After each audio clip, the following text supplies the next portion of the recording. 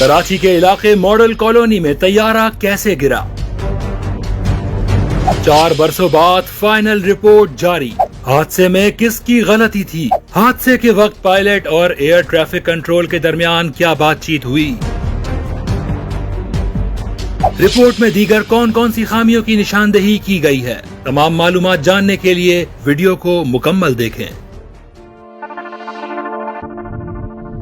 Pakistan international air lines کا air base A320 طیارہ مئی 2020 میں کراچی کے علاقے ماڈل کالونی میں آبادی پر گر کر تباہ ہوا اور اس کی تحقیقاتی رپورٹ 4 برسوں بعد جاری کر دی گئی۔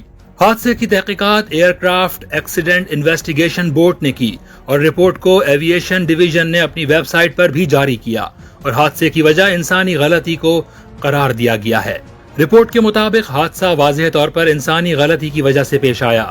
لینڈنگ سے پہلے ایئر ٹریفک کنٹرولر نے 4 مرتبہ پائلٹ کو لینڈنگ سے روکا۔ ایئر ٹریفک کنٹرولر کی جانب سے پائلٹ کو بتایا گیا کہ طیارے کی اونچائی بہت زیادہ ہے۔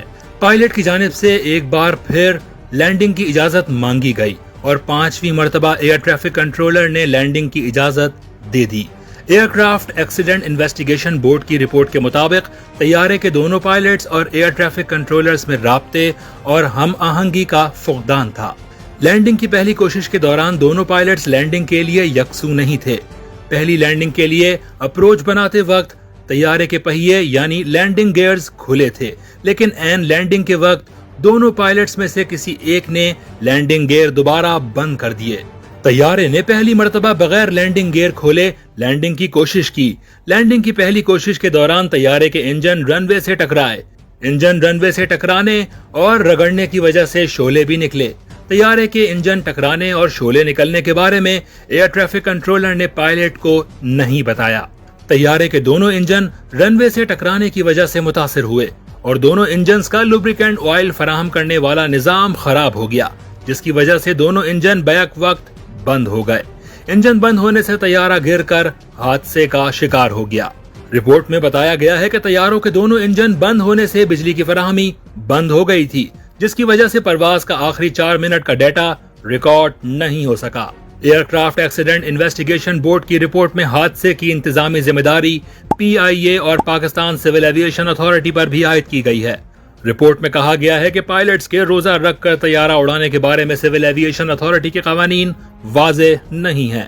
واضح رہے کہ PIA کا طیارہ مئی 2020 میں جس وقت آبادی پر گرا تھا اس وقت رمضان کا مہینہ تھا۔